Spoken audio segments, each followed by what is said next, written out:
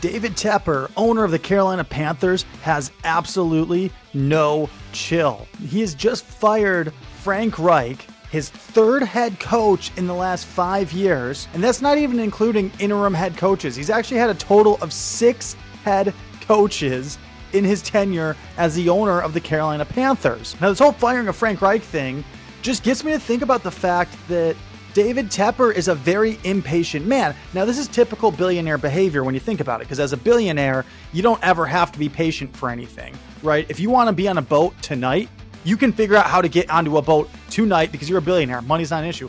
Weather's no good where we're at. That's not a problem. We're going to jump on a private jet, go someplace where the weather's nice. We're going to rent a boat. I'm on a boat tonight. The best pizza on planet Earth tonight, I can pay my way to get that pizza here tonight. If I want to go to Disney World with my family and I don't want to wait in lines, we can jump ahead to of all of the lines because we just take the secret little billionaire tunnels underneath the park. You get to do all these cool things as a billionaire. You don't ever have to be patient.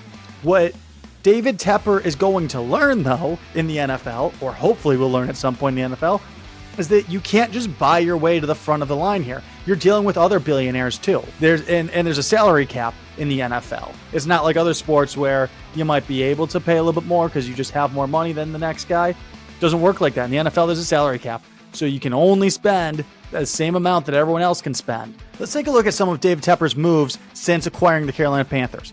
He fired Ron Rivera in a season where Ron lost his quarterback due to injury. He lost his star middle linebacker, Luke Kuechly, due to injury. He lost his star running back, Christian McCaffrey, due to injury. Now, I know CMC actually did come back for a portion of that season. I know that other players were in and out of injury that season. Still managed to win 5 games. I know 5's not pretty. It's an ugly number. The year before, they only won 7 games. The year before that, they did go 11-4, though.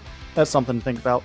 Or 11-5, rather. That's something to think about. But you fired a long-time head coach that was doing very well for Carolina, the winningest head coach in Panthers franchise history, and you fired him after a season where all of his best players were plagued with injury. Following that, he overpaid for Matt Rule, giving him a massive, I think it was a 7-year, $62 million contract, if I remember correctly. He overpaid for Matt Rule. Matt Rule even actually called the Giants and said, hey, he's offering me 7 years, $62 million. In order for me to get on a plane and come interview with you, are you willing to match that? And the Giants were like, I don't think so. Just a year and a half into Matt Rule being the coach of the Panthers, David Tepper fires Matt Rule, then moves on to Frank Reich. And Frank Reich only gets 11 games to try and prove his worth. Now I got it. In 11 games, he only won 1 game. That is pretty damn ugly. But actually, did you know that the Panthers can still win the NFC South? Right now, they're sitting at 1-10. Horrible record. The leader of the NFC South is the Atlanta Falcons, who are currently 5-6, meaning the Panthers are only 4 games back with 6 to go. They actually play all of the NFC South teams again before the end of the year. So they actually kind of control their own destiny in a lot of ways. Panthers could still win the division. They're in a playoff race, damn it. You don't fire your coach when your team is in a playoff race. Everybody knows that. All right, I was being a little facetious there. All right, being serious though, it is hard to imagine that a quality head coach is going to want to come and coach the Carolina Panthers.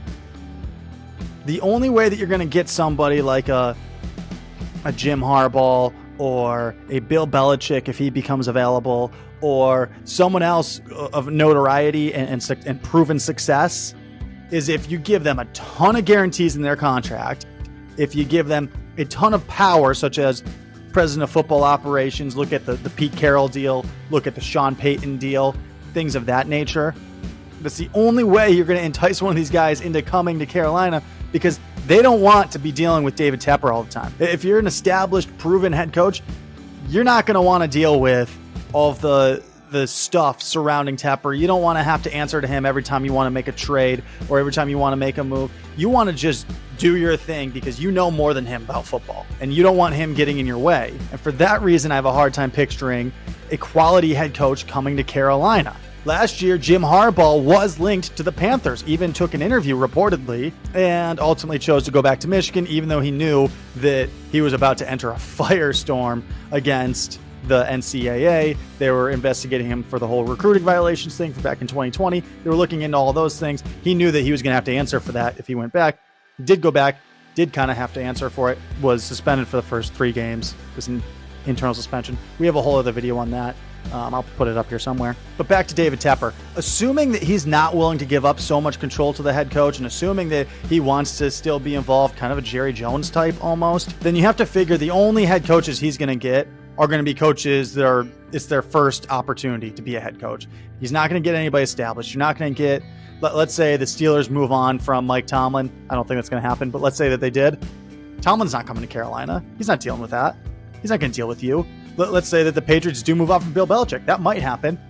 He's not coming to Carolina. He's not going to want to deal with you. He needs to be the president of football operations if that's going to happen. Really what he needs is a no BS kind of guy to come in and tell him, look, we're not going to win this year. Just let's set some expectations here. We're not winning this year. We're not winning next year. Now, could we win this pathetic division known as the NFC South next year?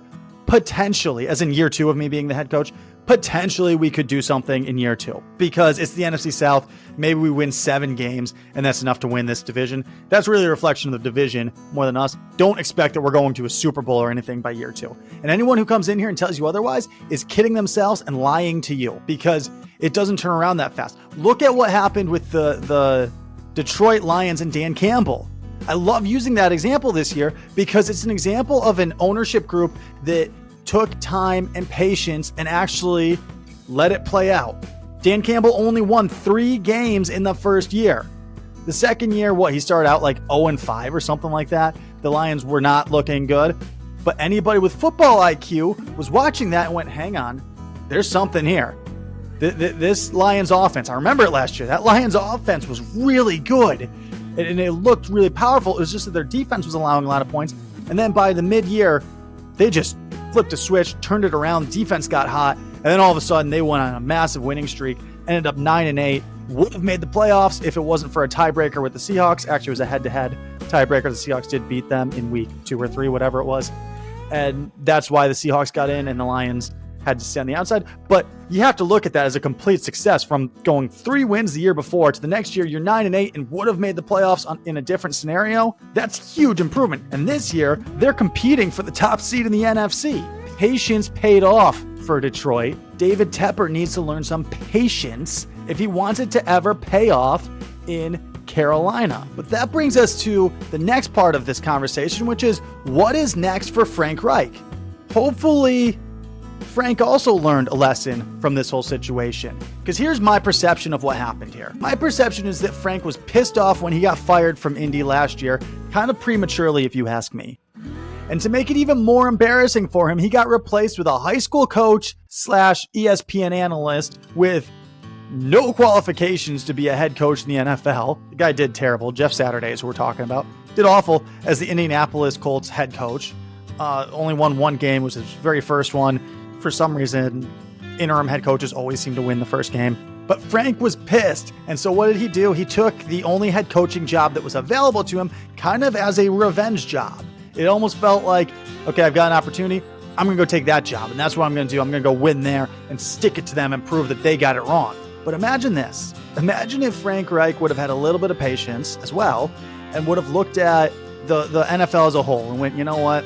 The Panthers is not the best opportunity. David Tepper, he's an impatient man. He just moved on from Matt Rule after only a year and a half. Is that really a situation I want to walk into? And at that very same offseason, guess what offensive coordinator job was available? The job in Philly, because Stan Steichen just left for the Colts. I think that's how you say his name, Steichen. Imagine if Frank Reich would have taken that job with the Eagles. Imagine if he was the Eagles offensive coordinator. I mean, no disrespect to anybody currently on the Eagles coaching staff, but if Frank Reich was there, I feel like that offense would be just as good, if not better. And right now, with all the head coaching vacancies that are either available or will potentially be available, I'm thinking Vegas, obviously. I'm thinking the Washington Commanders is probably going to be available. I'm thinking the Patriots might be available. There's probably a few others across the league that I'm not even thinking of that could become available. Giants potentially, the Bears potentially, which the Bears might be a sleeper team to go to, because when you think about all the draft capital they have, when you think about all the cap space that they have, that could be something, that could be a really good opportunity for a coach. Right now, if Frank Reich was the offensive coordinator for the Philadelphia Eagles, we'd be talking about plugging him into that team or any of those teams. Same way we're talking about plugging Dan Quinn in any of those teams. Dan Quinn is a perfect example of being patient. Dan Quinn has had opportunities to take head coaching jobs over the last couple of years, 2 to 3 years at least. He keeps turning them down because he's the defensive coordinator for the Cowboys. He's in a good opportunity there, and he's waiting for the right head coaching opportunity. He's waiting for the right position that makes the most sense to him, that will actually be a good chance for him to be successful, and working for an organization that knows how to win, an organization that will believe in the head coach, that will give them the time they need to build the program, an organization like Detroit. It would have been really interesting if Detroit would have actually approached Quinn and Campbell at the same time. Who knows how that would have gone. Look, long story short, as far as what's next for Frank Reich, he's probably going to be either an NFL offensive coordinator next year or a college head coach next year. That's my best guess about what's next for him. But you never know. Maybe he just takes a year off. Worked out pretty good for Mike McCarthy to take a year off. Now, I know Mike McCarthy won a Super Bowl. His accolades are a lot more than Frank Reich's at this point. But it worked out for him to take a year off. It worked out well for Pete Carroll to take a year off. Something a lot of people forget. After Pete Carroll was fired from the New England Patriots, he took a year and was actually in sports media writing a column for, I want to say it was like CNN's sports page. I think it was CNN SI or something. I could be wrong about that. But he wrote a column for somebody. And he was also a consultant for college programs and NFL programs, I believe. So Pete Carroll took a year away from coaching and then got the USC job. But that's all I've got for this video. I do want your comments though, because man, I want to know, what do you think about David Tepper as an owner? Is he impatient? Is this guy just firing at will? And by firing at will, I mean literally firing head coaches at will. Is this guy not giving anyone an opportunity to grow? Or is he kind of making the right decision by moving on from Frank Reich at this point in time? Is 1 in 10 enough of an indication to determine that, yeah, there is no way this is getting better? I'd like to know what your thoughts are on that. I'd also like to know what your thoughts are on what's best for Frank Reich next. What should he do next? Who knows? We'll find out, but I'd love your comments below. Please like and subscribe to The Very Best Podcast, the podcast where we are the very best at absolutely nothing and everything. Later.